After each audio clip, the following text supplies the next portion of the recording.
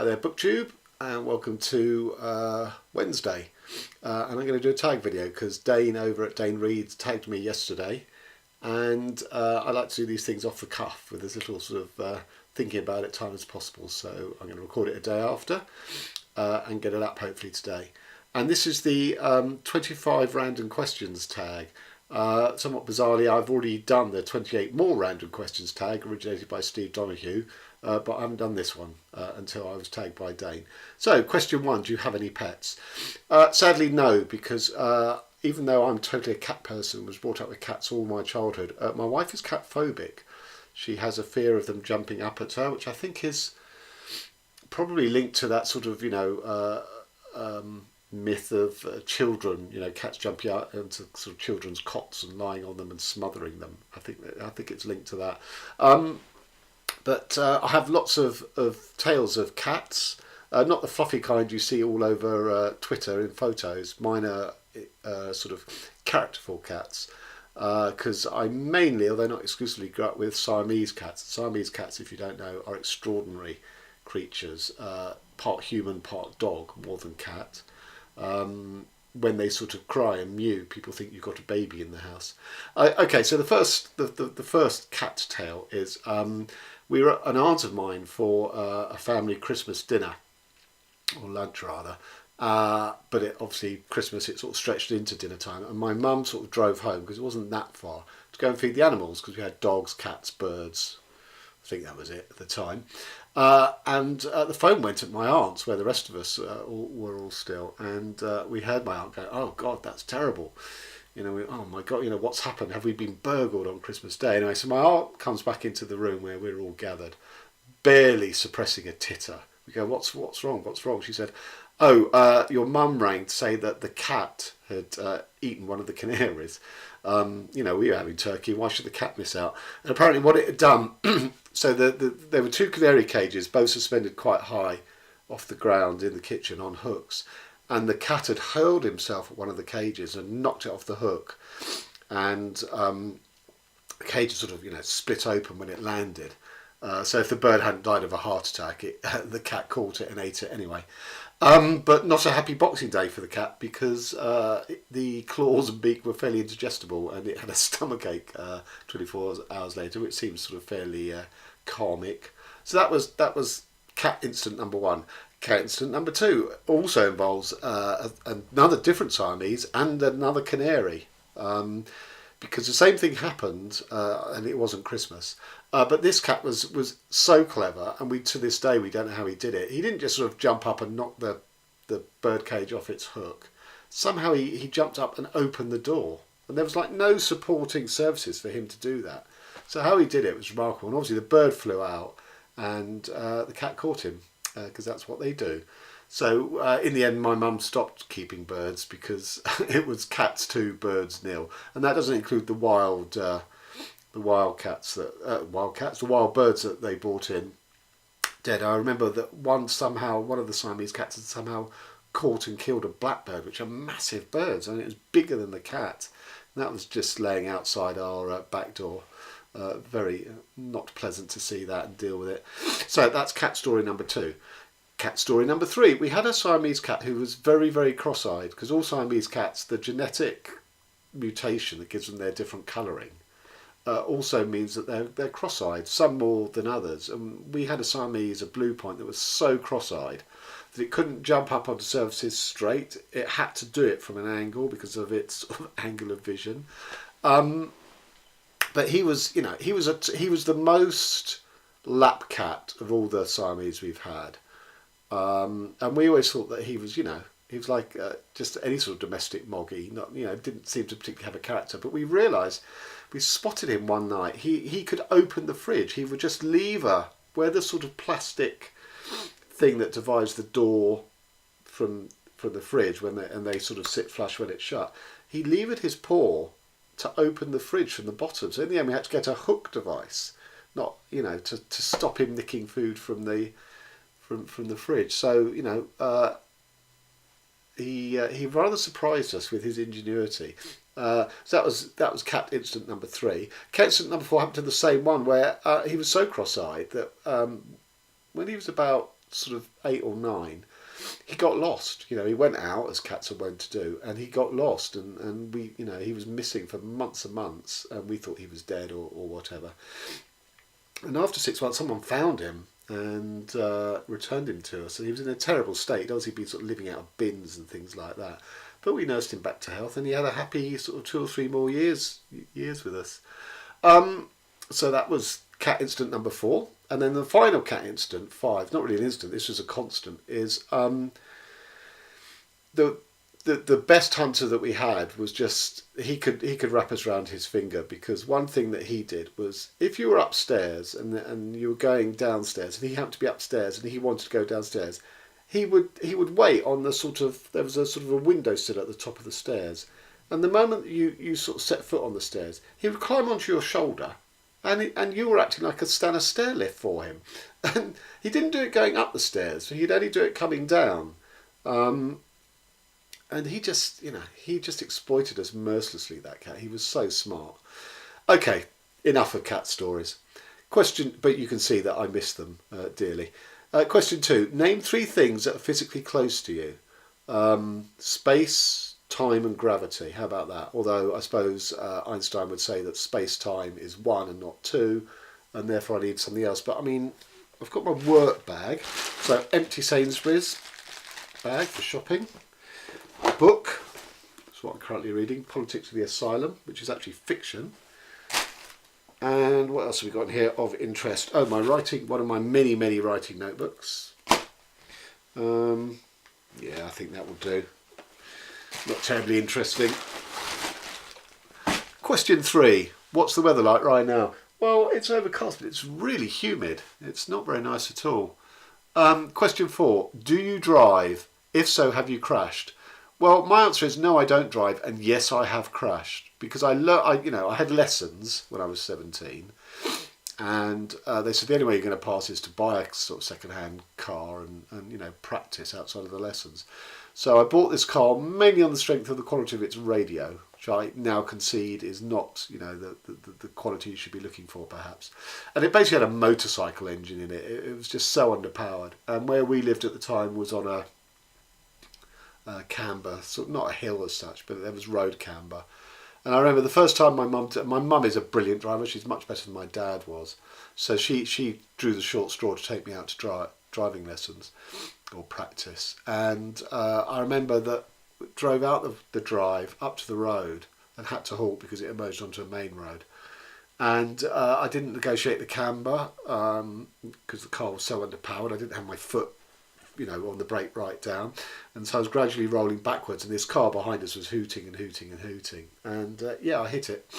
And my second of 3 failed driving tests, I ended the test by gently driving the car into the wire mesh gate that was surrounded the compound, at which point I knew I'd failed. So I've actually had 2 minor crashes, even though I don't drive. I gave up after my 3rd test. What time did you wake up this morning?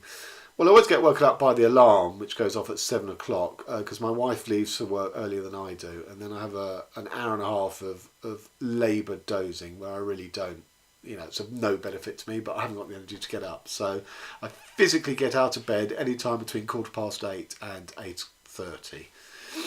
8:30. Number 6, when was the last time you showered? I hate showers because you can't read in them. I can't remember the last time I had a shower. I like nice long soaking baths and a good 30 pages of a book. Question 7, what was the last movie you saw? It was probably How to Talk to a Girl at Parties, which is then based on a Neil Gaiman short story, and had lots of elements I like punk rock, and lots of really crappy elements like really bad sci-fi, I guess. Question 8, what does your last text message say? Okay.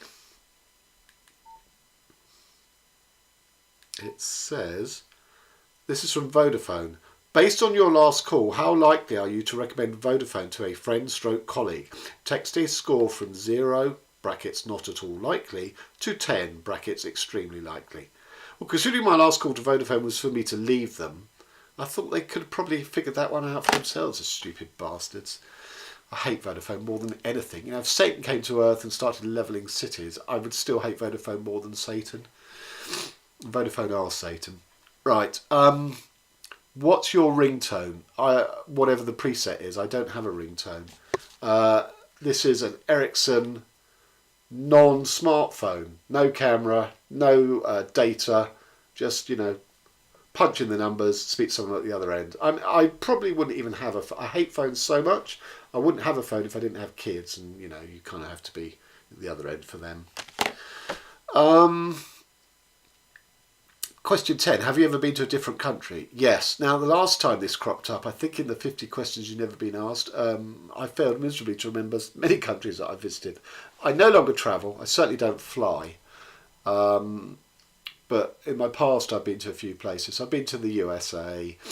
I've been to Ireland, Turkey, Czechoslovakia or the Czech Republic, France, Austria, Italy, Greece, Yugoslavia as was before it broke up. But if you're going to count the states that have since broken up, I've visited 4 of them: Macedonia, Croatia, Serbia, and what was the other one? Oh, Slovenia. Where else have I been to? Spain, Portugal, Israel. That probably does cover it better than I covered it last time. Oh, Hungary as well. So however many that is. Question 11. Do you like sushi? Well, I like vegetarian sushi, not because I'm a vegetarian, but I don't like fish. So I kind of like the taste and the concept of sushi, but it has to be done with vegetables for me. Question 12. Where do you buy your groceries? Well, I'm a long time loyal customer of Sainsbury's. Probably won't mean an awful lot to Americans, but there you go. Question 13. Have you ever taken medication to help you fall asleep faster?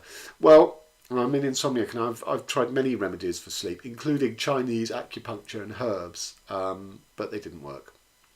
So whatever I have taken to help me sleep faster has not worked. I've taken valerian tablets as well that are supposed to help you.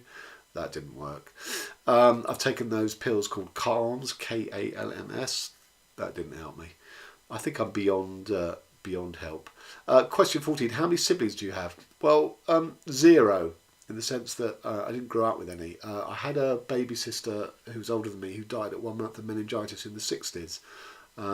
So I had one, although she was born and died before I was born, so maybe I didn't have one. Question 15. Do you have a desktop computer or a laptop? Well, I've sort of managed to sort of break laptops and then get them repaired. So I've ended up with 3 Mac laptops currently, which seems a bit excessive even to me. Question 16. How old will you be turning on your next birthday? Well, I'll be turning a blind eye to my next birthday, as I do every year. Question 17. Do you wear contacts or glasses? Let's consider this one for a minute. Oh, God. No. Question 18. Do you colour your hair? Yes, I dye it grey out of vanity. Question 19. Who's the me? Anyway, tell me something you are planning to do today. Well, it's 6:30. I've come back from work. Funny enough, I'm going to make some more videos because I have a new novel coming out in July. And I'd planned ages ago sort of 30 days of social media content around that. And one of the ideas I had was 6 degrees of book separation. This was before I was on BookTube, because I've only been on BookTube for about 6 months, and I prepared this campaign about 8-9 months ago. So I've done 6 versions of 6 degrees of book separation, where the first book in each chain, has some influence or input into my novel. The other 5 don't, but they're books that I've read. And then I saw that 6 degrees of book separation was a book tag on BookTube. So I thought, well, I may as well film them. So I shall be doing those over the next few evenings and gradually uploading them to my BookTube channel. Right. 20. When was the last time you cried? Well, when I accidentally dropped the tear gas canister when I was on the barricades for the revolution. I don't cry. I'm not proud of it. I wish I could, but I don't. Question 21. What is your perfect pizza topping? Well, I think it has to have some sort of combination of onions, minced beef, and a bit of pepperoni, but it mustn't be, overpowering with pepperoni. I think I think that would be my ideal, but it's kind of hard to come across. Question 22. Which do you prefer, hamburgers or cheeseburgers? Hamburgers. The concept of cheese in hamburgers is anathema to me, because either it's sort of plastic cheese, which tastes disgusting, of plastic, or it's cheese that melts because of the heat of the hamburger, of the meat, which renders it of the same consistency as plastic. So, I always ask for, no cheese in my burgers if it comes, assuming you want them. Yeah, I just can't abide cheese in burgers. Question 23. Have you ever had an all-nighter? Yeah, I've had lots. Not just the involuntary ones through lack of sleep. So at college I had all-nighters where we just sat up talking. I went to all-nighters at the Scala Cinema where they would show 5 films through the night on a theme. So I saw a biker all-nighter, which included Marlon Brando in the Rebel, was it called? I think it was called The Rebel, and then also had Pee Wee Herman's film as one of the biker films. And I admit I fell asleep in about the 4th movie. And it's always fantastic going to an all-nighter because you're in a cinema for 6 hours, whatever it is. It's completely dark, and then when you leave, and it's it's sunlight. It's an amazing effect. The Scala Cinema sadly is shut down because it broke. It broke the ban on showing Clockwork Orange in this country. That Kubrick sort of said it couldn't be shown because of copycat violence. And I had to go and see it in Paris where it wasn't banned. But anyway, Kubrick's ban was still in place, and the Scala for some reason decided to show it, and they got hammered and closed down. Question 24. What is your eye colour? Bloodshot, I'd say. 25. Can you taste the difference between Pepsi and Coke? Yes, I absolutely can. I'm a Pepsi person and I cannot abide Coke. I do not like its taste. So you could do that blindfold test on me every time. I would get it as Pepsi. And I don't have, zero, sugarless, diet, any of those. It has to be the proper stuff. So I guess that puts me in Michael Jackson's camp. So there you have it. So thanks to Dane for tagging me. And as I say, because I've perversely done the more recent 28 more random questions rather than this 25 random questions tag, I'm not going to tag anyone because I assume you've all done it. I did tag some people in my 28 more random questions. I can't remember who they are. I'll post a link to that here. So there you go. Thanks very much. Till next time.